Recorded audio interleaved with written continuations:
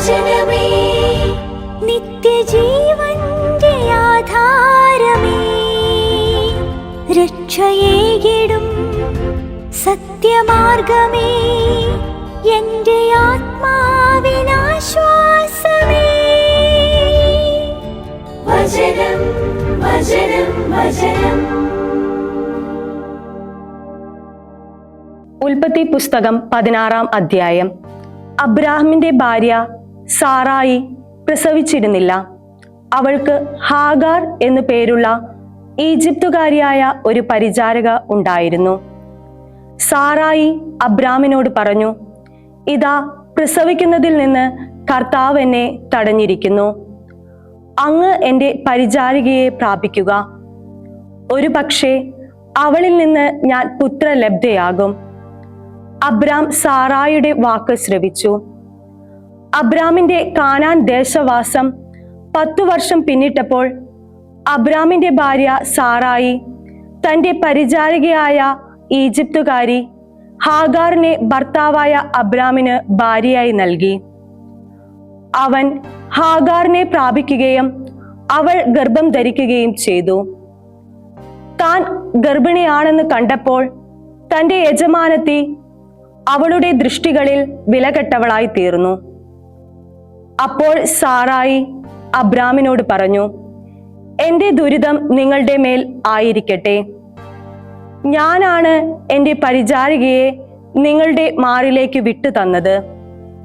പക്ഷേ അവൾ ഗർഭിണിയാണെന്ന് കണ്ടപ്പോൾ ഞാൻ അവളുടെ ദൃഷ്ടികളിൽ വിലകെട്ടവളായി. എനിക്കും നിങ്ങൾക്കും മധ്യേ കർത്താവ് ന്യായം വിധിക്കട്ടെ. അബ്രാം സാറായോട് പറഞ്ഞു, ഇതാ നിന്റെ പരിചാരിക നിന്റെ കയ്യിൽ തന്നെയാണ്. നിന്റെ ദൃഷ്ടിയിൽ ശരിയായത് അവളോട് ചെയ്തു കൊള്ളുക. സാറായി അവളെ കഷ്ടപ്പെടുത്താൻ തുടങ്ങി. അപ്പോൾ അവൾ അവളുടെ മുൻപിൽ നിന്ന് ഓടിപ്പോയി. എന്നാൽ കർത്താവിന്റെ ദൂതൻ മരുഭൂമിയിലുള്ള ഒരു നീരുറവയുടെ ഷൂറിലേക്കുള്ള വഴിയിലുള്ള ഉറവയുടെ അരികെ അവളെ കണ്ടെത്തി. അവൻ ചോദിച്ചു, സാറായുടെ പരിചാരികയായ ഹാഗാർ, നീ എവിടെ നിന്ന് വരുന്നു? എങ്ങോട്ടു പോകുന്നു? അവൾ മറുപടി പറഞ്ഞു, ഞാൻ എൻ്റെ യജമാനത്തിയായ സാറായുടെ മുൻപിൽ നിന്ന് ഓടിപ്പോവുകയാണ്. കർത്താവിന്റെ ദൂതൻ അവളോട് പറഞ്ഞു, നിന്റെ യജമാനത്തിയുടെ അടുത്തേക്ക് തിരിച്ചുപോയി നീ അവളുടെ കരങ്ങൾക്കു കീഴെ എളിമപ്പെടുക. കർത്താവിന്റെ ദൂതൻ അവളോട് തുടർന്നു പറഞ്ഞു, എണ്ണിയാൽ തീരാത്തവണ്ണം അത്രയധികമായി നിന്റെ സന്തതിയെ ഞാൻ തീർച്ചയായും വർദ്ധിപ്പിക്കും. കർത്താവിന്റെ ദൂതൻ അവളോട് പറഞ്ഞു, ഇതാ നീ ഗർഭവതിയായിരിക്കുന്നു. നീ ഒരു പുത്രനെ പ്രസവിക്കും. ഇസ്മായേൽ എന്ന് നീ അവന് പേരിടണം. കാരണം കർത്താവ് നിന്റെ കഷ്ടത ശ്രവിച്ചിരിക്കുന്നു. കാട്ടുകഴുതയ്ക്കൊത്ത മനുഷ്യനായിരിക്കും അവൻ.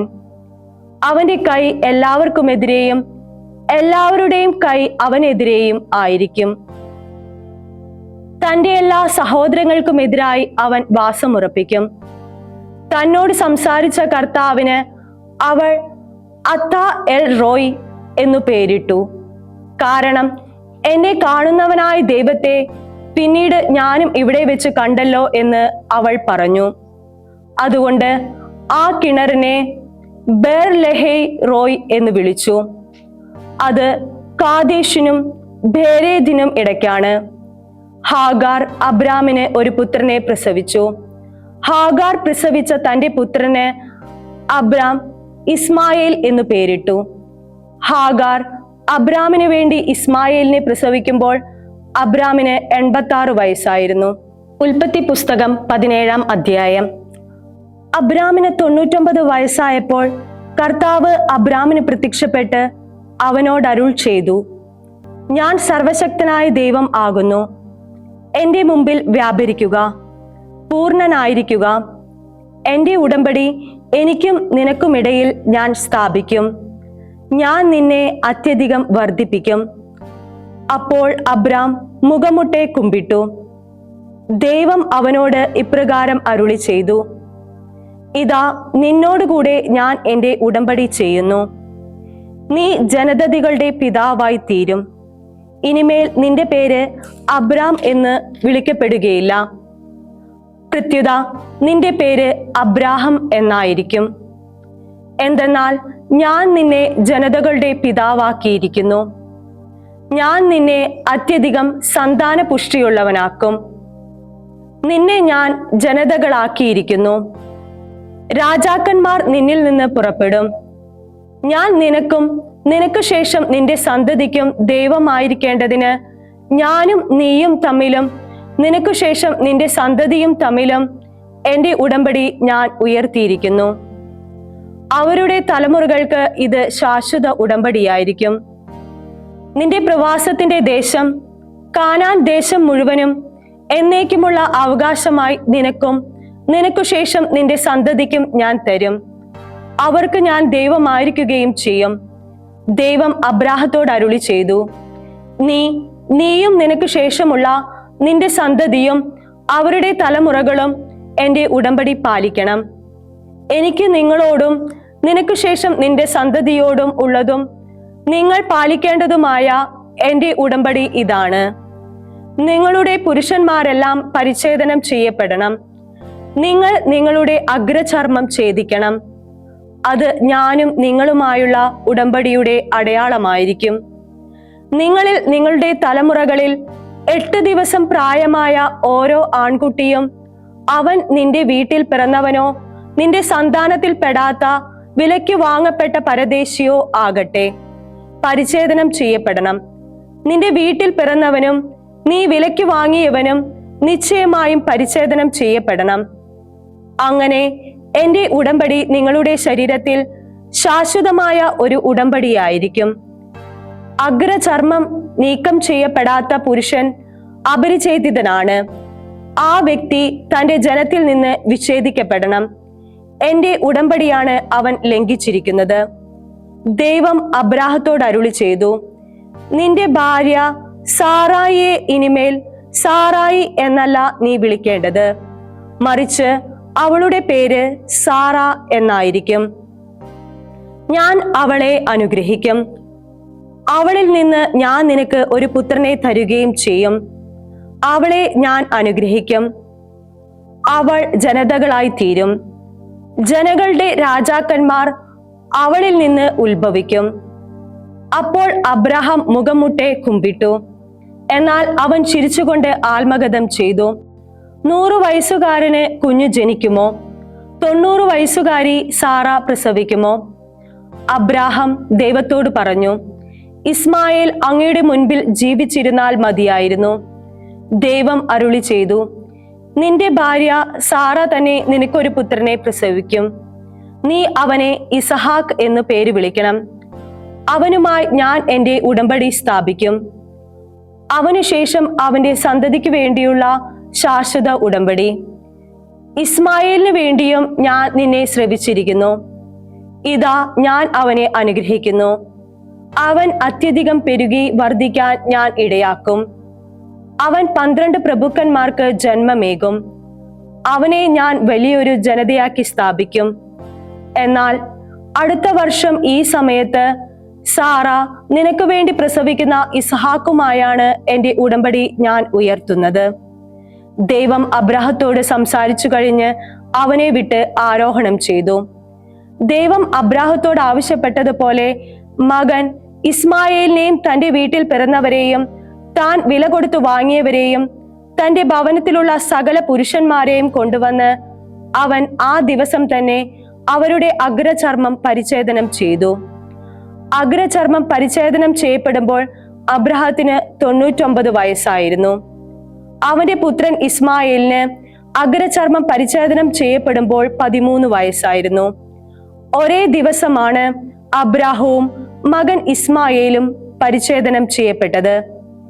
അവന്റെ വീട്ടിലെ എല്ലാ പുരുഷന്മാരും വീട്ടിൽ പിറന്നവരും പരദേശികളിൽ നിന്ന് വിലയ്ക്ക് വാങ്ങിയവരും അവനോടൊപ്പം പരിച്ഛേദനം ചെയ്യപ്പെട്ടു. 16-ാം സങ്കീർത്തനം. ദൈവമേ, എന്നെ കാത്തുകൊള്ളണമേ, ഞാൻ അങ്ങിൽ അഭയം തേടുന്നു. കർത്താവിനോട് ഞാൻ പറഞ്ഞു, അങ്ങാണ് എൻ്റെ നാഥനും എൻ്റെ നന്മയും, അങ്ങേക്കുപരിയായി മറ്റാരുമില്ല. ഭൂമിയിലെ വിശുദ്ധരോ അവരാണ് മഹാന്മാർ. എൻ്റെ പ്രീതി മുഴുവൻ അവരിലാണ്. മറ്റൊരുവനെ അനുഗമിക്കുന്നവരോ തങ്ങളുടെ ദുരിതങ്ങൾ വർദ്ധിപ്പിക്കുന്നു. രക്തം കൊണ്ടുള്ള അവരുടെ പാനീയയാഗം ഞാൻ നിവേദിക്കില്ല. അവരുടെ നാമങ്ങൾ ഞാൻ ഭാഷണ വിഷയമാക്കുകയില്ല. കർത്താവാണ് എനിക്ക് നിശ്ചയിക്കപ്പെട്ട ഓഹരിയും എൻ്റെ പാനപാത്രവും. എൻ്റെ ഭാഗധേയം അങ്ങയുടെ കരങ്ങളിലാണ്. അഭികാമ്യമായവയിൽ എനിക്കുള്ള അളവ് ചരടുകൾ വീണിരിക്കുന്നു. അതെ, എൻ്റെ അവകാശം സുന്ദരമായിരിക്കുന്നു. എനിക്ക് ഉപദേശം നൽകുന്ന കർത്താവിനെ ഞാൻ വാഴ്ത്തുന്നു. രാത്രികളിലും എൻ്റെ അന്തരംഗം എനിക്ക് ശിക്ഷണം നൽകുന്നു. കർത്താവിനെ ഞാൻ എപ്പോഴും എൻ്റെ മുൻപിൽ പ്രതിഷ്ഠിച്ചിരിക്കുന്നു. അവിടുന്ന് എൻ്റെ വലത് ഭാഗത്തുള്ളത് കൊണ്ട് ഞാൻ കുലുങ്ങുകയില്ല. അതിനാൽ എൻ്റെ ഹൃദയം സന്തോഷിക്കുകയും എൻ്റെ അന്തരംഗം ആനന്ദം കൊള്ളുകയും ചെയ്യുന്നു. എൻ്റെ ശരീരവും സുരക്ഷിതമായി വസിക്കുന്നു. തീർച്ചയായും അങ്ങ് എൻ്റെ ആത്മാവിനെ പാതാളത്തിൽ ഉപേക്ഷിക്കുകയില്ല. അങ്ങയുടെ ഭക്തനെ ആഴം കാണാൻ വിട്ടുകൊടുക്കുകയുമില്ല. അങ്ങ് എന്നെ ജീവന്റെ മാർഗം അറിയിക്കുന്നു. അങ്ങയുടെ സാന്നിധ്യത്തോടൊപ്പം സന്തോഷങ്ങളുടെ സമൃദ്ധിയുണ്ട്. അങ്ങയുടെ വലത്തുഭാഗത്ത് അഭികാമ്യമായവ എപ്പോഴുമുണ്ട്. 17-ാം സങ്കീർത്തനം. കർത്താവേ, നീതിവാദം ശ്രദ്ധിക്കണമേ. എൻ്റെ നിലവിളി കേൾക്കണമേ. വഞ്ചനയുടെ അധരങ്ങൾ കൊണ്ടല്ലാതെ എൻ്റെ പ്രാർത്ഥന ചെവിക്കൊള്ളണമേ. എൻ്റെ ന്യായവിധി അങ്ങയുടെ സന്നിധിയിൽ നിന്ന് പുറപ്പെടട്ടെ. അങ്ങയുടെ കണ്ണുകൾ പരമാർത്ഥമായവ ദർശിക്കട്ടെ. അങ്ങ് എൻ്റെ ഹൃദയം പരിശോധിച്ചു. രാത്രിയിൽ എന്നെ സന്ദർശിച്ചു. അങ്ങ് എന്നെ അഗ്നിശോധന ചെയ്തു, എന്നാൽ ഒന്നും കണ്ടെത്തുന്നില്ല. എൻ്റെ അധരം അതിരു കടക്കാതിരിക്കാൻ ഞാൻ തീരുമാനിച്ചിരുന്നു. അങ്ങയുടെ അധരങ്ങളുടെ മൊഴി അനുസരിച്ച് മനുഷ്യശീലങ്ങൾക്കനുസൃതമായ അക്രമിയുടെ പാദങ്ങളെക്കുറിച്ച് ഞാൻ ജാഗരൂകനായി. എൻ്റെ കാലടികൾ അങ്ങയുടെ വഴിത്താരകളിൽ തന്നെ പതിഞ്ഞു. എൻ്റെ ചുവടുകൾ വഴുതിയില്ല. ഞാൻ അങ്ങയെ വിളിച്ചപേക്ഷിക്കുന്നു. ദൈവമേ, അങ്ങ് എനിക്ക് ഉത്തരമരുളും. അങ്ങ് എൻ്റെ നേർക്ക് ചെവി ചായ്ച്ച് എൻ്റെ വാക്ക് ശ്രവിക്കണമേ. തൻ്റെ വലത്തുഭാഗത്ത് അഭയം തേടുന്നവരെ, എതിർത്തു നിൽക്കുന്നവരിൽ നിന്ന് രക്ഷിക്കുന്നവനെ, അങ്ങയുടെ കാരുണ്യകൃത്യങ്ങൾ വിസ്മയകരമായി പ്രകടിപ്പിക്കണമേ. കണ്ണിന്റെ കൃഷ്ണമണി പോലെ എന്നെ കാത്തുകൊള്ളണമേ. അങ്ങയുടെ ചിറകിൻ നിഴലിൽ എന്നെ മറിച്ചുകൊള്ളണമേ. എന്നെ ഞെരുക്കുന്ന ദുഷ്ടർ നിമിത്തം എൻ്റെ ശത്രുക്കൾ എനിക്കെതിരെ ആർത്തിയോടെ വളഞ്ഞിരിക്കുന്നു. അവർ നെയ്മുറ്റി ഹൃദയം അടഞ്ഞവരായി. അവരുടെ അധരം ധിക്കാരത്തോടെ സംസാരിക്കുന്നു. ഞങ്ങളുടെ പാതകളിൽ അവർ ഇപ്പോൾ ഞങ്ങളെ വളഞ്ഞു കഴിഞ്ഞു. നിലം പതിപ്പിക്കാൻ അവർ കണ്ണുവച്ചിരിക്കുന്നു. കടിച്ചു ചീന്താൻ വെമ്പുന്ന സിംഹത്തോടാണ് അവരുടെ സാദൃശ്യം. ഒളിയിടങ്ങളിൽ ഇരിക്കുന്ന യുവസിംഹത്തോട് തന്നെ. കർത്താവെ, എഴുന്നേൽക്കണമേ. മുഖത്താവിൽ ഏറ്റുമുട്ടി അവരെ തോൽപ്പിക്കണമേ. അങ്ങയുടെ വാൾ ദുഷ്ടനിൽ നിന്ന് എന്നെ രക്ഷിക്കട്ടെ. കർത്താവെ, അങ്ങയുടെ കരം മർത്യരിൽ നിന്ന് ഈ ജീവിതത്തിൽ മാത്രം തങ്ങളുടെ ഓഹരിയുള്ള ലൗകികരായ മർത്യരിൽ നിന്നും എന്നെ രക്ഷിക്കട്ടെ. അങ്ങ് കരുതി വെച്ച ശിക്ഷ അവരുടെ വയർ നിറയ്ക്കട്ടെ. അവരുടെ മക്കൾ തൃപ്തിയടയട്ടെ. മിച്ചമുള്ളത് തങ്ങളുടെ കൊച്ചുമക്കൾക്ക് വേണ്ടി അവർ നീക്കിവെക്കട്ടെ. ഞാനാകട്ടെ നീതി നിമിത്തം അങ്ങയുടെ മുഖം ദർശിക്കും. ഉണരുമ്പോൾ അങ്ങയുടെ രൂപം ദർശിച്ച് നിർവൃതിയടയും. വിശുദ്ധ മത്തായി എഴുതിയ സുവിശേഷം 13-ാം അധ്യായം. ആ ദിവസം യേശു വീട്ടിൽ നിന്ന് പുറത്തു വന്ന് കടൽ തീരത്തിരുന്നു. വലിയ ജനക്കൂട്ടം അവന്റെ ചുറ്റും കൂടി. തന്നിമിത്തം അവൻ ഒരു തോണിയിൽ കയറിയിരുന്നു. ജനക്കൂട്ടം മുഴുവൻ തീരത്ത് നിന്നു. അപ്പോൾ അവൻ ഏറെ കാര്യങ്ങൾ ഉപമകൾ വഴി അവരോട് പറഞ്ഞു. ഇതാ, വിതക്കാരൻ വിതയ്ക്കാൻ പുറപ്പെട്ടു. അവൻ വിതച്ചപ്പോൾ കുറേ വിത്തുകൾ വഴിയരികിൽ വീണു. പക്ഷികൾ വന്ന് അവ തിന്നുകളഞ്ഞു. എന്നാൽ ചിലത് മണ്ണ് അധികമില്ലാത്ത പാറമേൽ വീണു. മണ്ണിന് താഴ്ചയില്ലാതിരുന്നതിനാൽ പെട്ടെന്ന് മുളച്ചു പൊങ്ങി. സൂര്യൻ ഉദിച്ചപ്പോൾ അവ വെയിലേറ്റു വാടുകയും വേരില്ലാതിരുന്നതിനാൽ കരിഞ്ഞു പോവുകയും ചെയ്തു. എന്നാൽ വേറെ ചിലത് മുൾച്ചെടികൾക്കിടയിൽ വീണു. മുൾച്ചെടികൾ വളർന്ന് അവയെ ഞെരുക്കിക്കളഞ്ഞു. മറ്റു ചിലതാകട്ടെ നല്ല നിലത്ത് വീണു. അവ 100 മേനിയും 60 മേനിയും 30 മേനിയും വിളവ് നൽകി. ചെവിയുള്ളവൻ കേൾക്കട്ടെ. അപ്പോൾ ശിഷ്യന്മാർ അടുത്തെത്തി അവനോട് ചോദിച്ചു, എന്തുകൊണ്ടാണ് നീ അവരോട് ഉപമകൾ വഴി സംസാരിക്കുന്നത്? അവൻ മറുപടി പറഞ്ഞു, നിങ്ങൾക്കാണ് സ്വർഗരാജ്യത്തിന്റെ രഹസ്യങ്ങൾ അറിയാൻ വരം നൽകപ്പെട്ടിരിക്കുന്നത്. അവർക്കാകട്ടെ നൽകപ്പെട്ടിട്ടില്ല. കാരണം ഉള്ളവന് നൽകപ്പെടും, അവന് സമൃദ്ധി ഉണ്ടാവുകയും ചെയ്യും. ഇല്ലാത്തവനിൽ നിന്ന് ഉള്ളതുപോലും എടുക്കപ്പെടും. അതുകൊണ്ടാണ് ഞാൻ അവരോട് ഉപമകൾ വഴി സംസാരിക്കുന്നത്. എന്തെന്നാൽ അവർ കാണുന്നെങ്കിലും കാണുന്നില്ല, കേൾക്കുന്നെങ്കിലും കേൾക്കുന്നില്ല, ഗ്രഹിക്കുന്നുമില്ല. ഏശയ്യായുടെ പ്രവചനം അവരിൽ പൂർത്തിയായിരിക്കുന്നു. നിങ്ങൾ തീർച്ചയായും കേൾക്കും, എന്നാൽ മനസ്സിലാക്കുകയില്ല. നിങ്ങൾ തീർച്ചയായും കാണും, എന്നാൽ ഗ്രഹിക്കുകയില്ല. കാരണം അവർ കണ്ണുകൊണ്ട് കണ്ട്, കാതുകൊണ്ട് കേട്ട്, ഹൃദയം കൊണ്ട് മനസ്സിലാക്കി മാനസാന്തരപ്പെടുകയും ഞാൻ അവരെ സുഖപ്പെടുത്തുകയും അസാധ്യമാകും വിധം ഈ ജനതയുടെ ഹൃദയം കഠിനമായി തീർന്നിരിക്കുന്നു. ചെവിയുടെ കേൾവി മന്ദീഭവിച്ചിരിക്കുന്നു, കണ്ണ് അവർ അടച്ചു കളഞ്ഞിരിക്കുന്നു.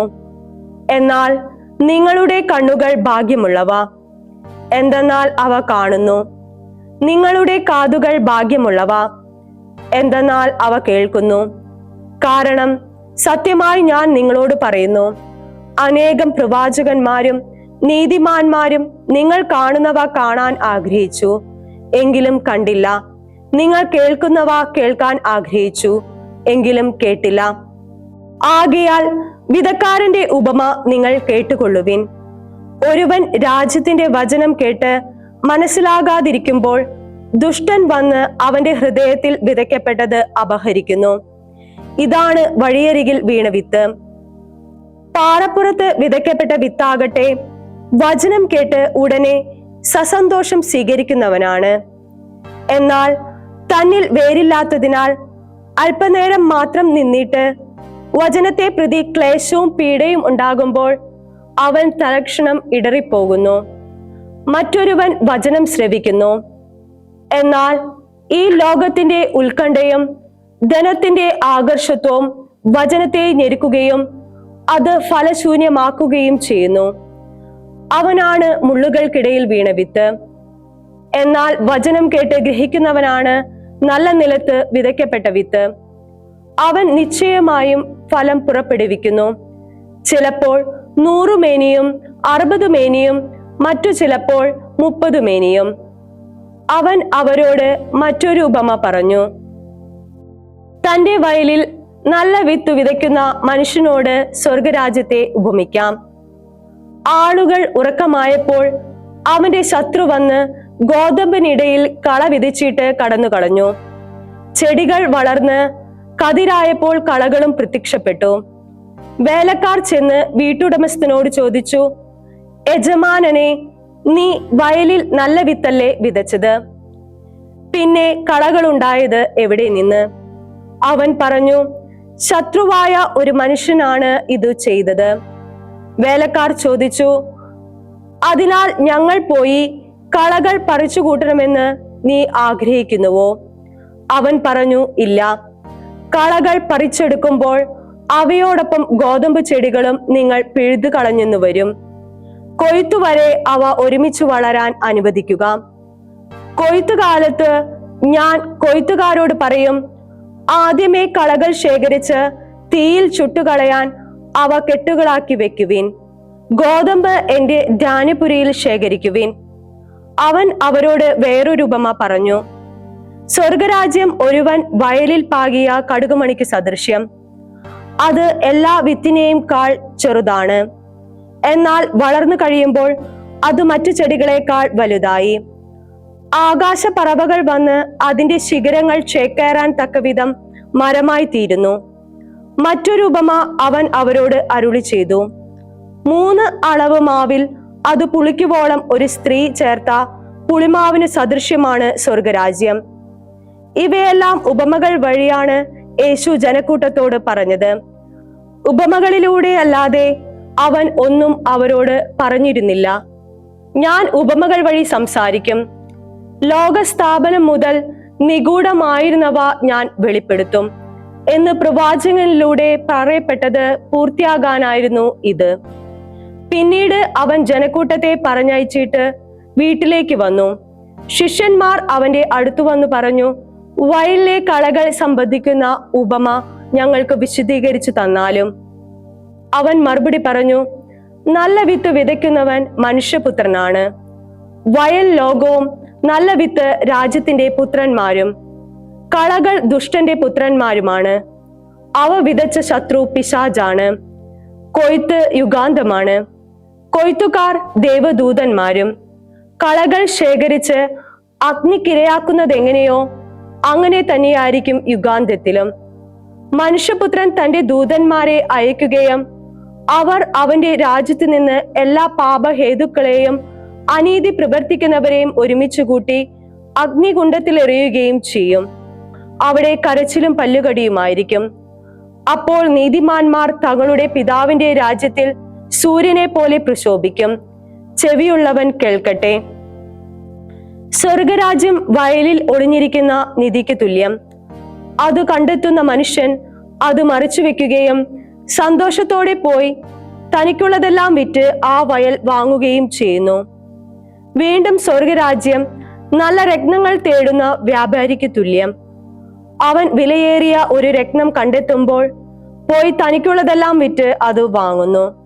സ്വർഗരാജ്യം എല്ലാത്തരം മത്സ്യങ്ങളെയും ശേഖരിക്കാൻ കടലിൽ എറിയപ്പെട്ട വലയ്ക്ക് തുല്യം. വല നിറഞ്ഞപ്പോൾ അവർ അത് കരയ്ക്ക് വലിച്ചു കയറ്റി. അവിടെ ഇരുന്ന് നല്ല മത്സ്യങ്ങൾ പാത്രങ്ങളിൽ ശേഖരിക്കുകയും ചീത്ത മത്സ്യങ്ങൾ പുറത്തേക്ക് എറിയുകയും ചെയ്തു. യുഗാന്ത്യത്തിലും ഇതുപോലെ തന്നെയായിരിക്കും. ദേവദൂതന്മാർ പുറപ്പെട്ടു ചെന്ന് ദുഷ്ടന്മാരെ നീതിമാന്മാരിൽ നിന്ന് വേർതിരിക്കുകയും അഗ്നികുണ്ഡത്തിലേറിയുകയും ചെയ്യും. അവിടെ കരച്ചിലും പല്ലുകടിയുമായിരിക്കും. നിങ്ങൾ ഇതെല്ലാം ഗ്രഹിച്ചുവോ എന്ന് അവൻ ചോദിച്ചു. ഉവ്വ് അവർ പറഞ്ഞു. അവൻ അവരോട് പറഞ്ഞു, അതിനാൽ സ്വർഗരാജ്യത്തിന്റെ ശിഷ്യനായി തീർന്ന ഓരോ നിയമജ്ഞനും തന്റെ നിക്ഷേപത്തിൽ നിന്ന് പുതിയതും പഴയതും പുറത്തെടുക്കുന്ന വീട്ടുടമസ്ഥന് തുല്യനാകുന്നു.